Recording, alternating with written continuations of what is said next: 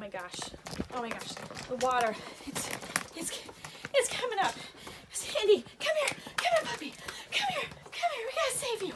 Come on. Oh my gosh. Oh, hey guys. How's it going? Oh, I guess maybe there's not water in the basement? No, probably not. No, probably not. Probably not. It's just the next episode of Mr. and Mrs. Movies. Yay! Once again, I'm Tim. I'm Elayne. And we are... Mr. and Mrs. Movies. Like I just said. Yep. If you couldn't guess, our theme tonight is disaster movies.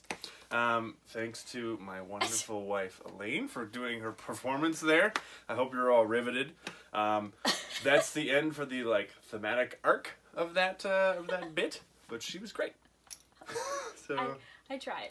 There's that. Like we said, disaster movies. It's been a while since our last video. We had a lot of fun with the musicals, and now we're back. Whole other spectrum, world-ending disaster films. Mm-hmm. All right, what's your number 3? My number 3 is San Andreas. Earthquake movie that takes over most of the West Coast, which is pretty cool. Really good CG, and Dwayne Johnson does an amazing job. I would say the best acting I've seen him do yet. I haven't seen every movie he's done, but I did see Scorpion King, which is the first movie he did, yes. And he was not good. But granted, he was still working in professional wrestling at the time. That was his first foray into movies. This was the first time where I saw him, really, really emote as a grieving father, and the journey he went through the movie was really good. That added to this movie. So yes, this was I agree. It's a really, really good disaster. Yes. All right, my number 3. I don't own it, but just for sheer spectacle, 2012. I don't think Elayne has seen it.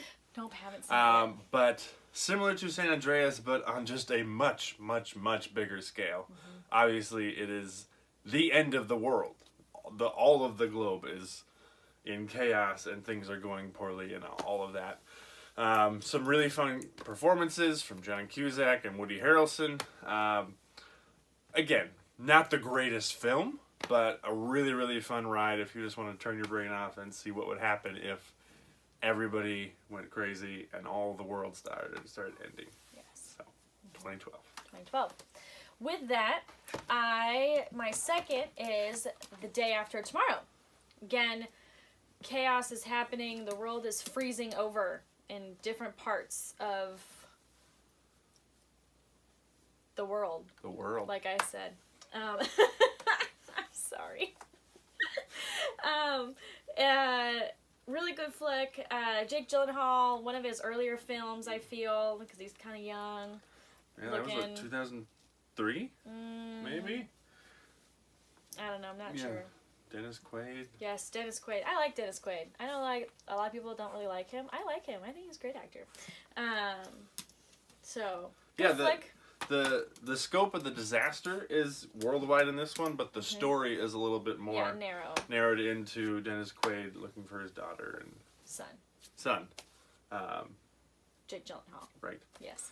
I haven't seen it in quite a while. It's been a while. But I would probably be up for watching it again. Yes, it's a good one. I like this one.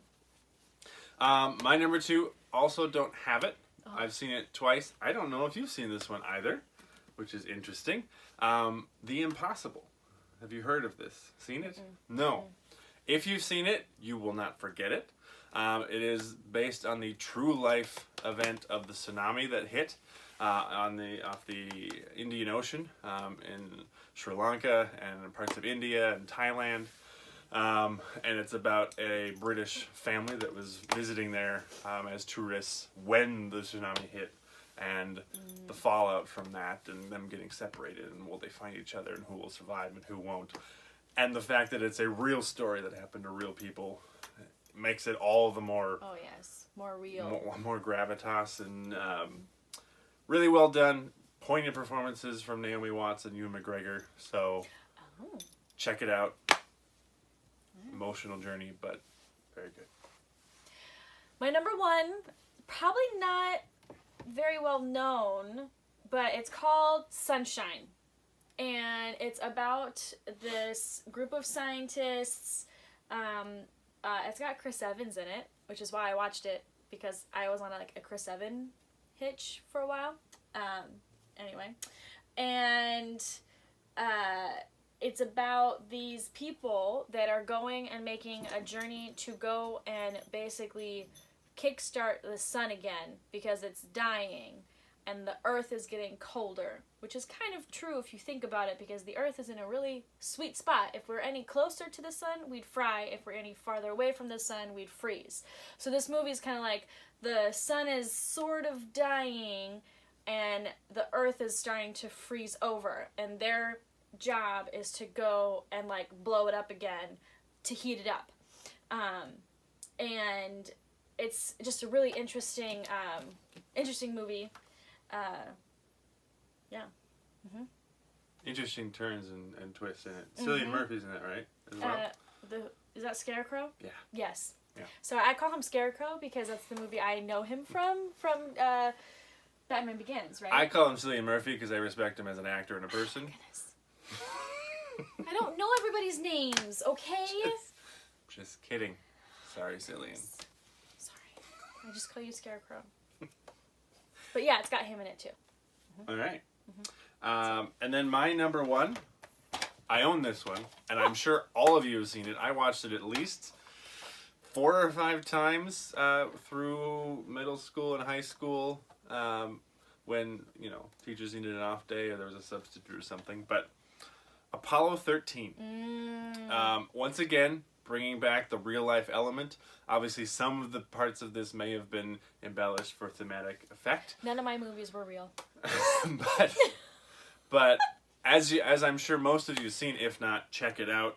Based on the real life disaster around the Apollo 13 mission and all of the ins and outs of that, played to perfection by Tom Hanks and Gary Sinise and Bill Paxton. And Ed Harris, and I mean the list goes on.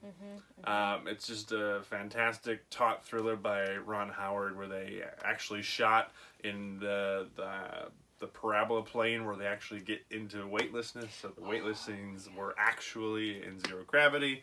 Attention to detail is fantastic, and it's an emotional and very gritty ride from start to finish, all based on a real story. So. All right, my number 3, top 3, there we go. San Andreas, Day After Tomorrow, and Sunshine. All right. And my number 3. It's 2012, and then Impossible, right? And then Apollo 13. There we go. Did you forget? No. Oh, good. If you remember. I did remember. Look at that.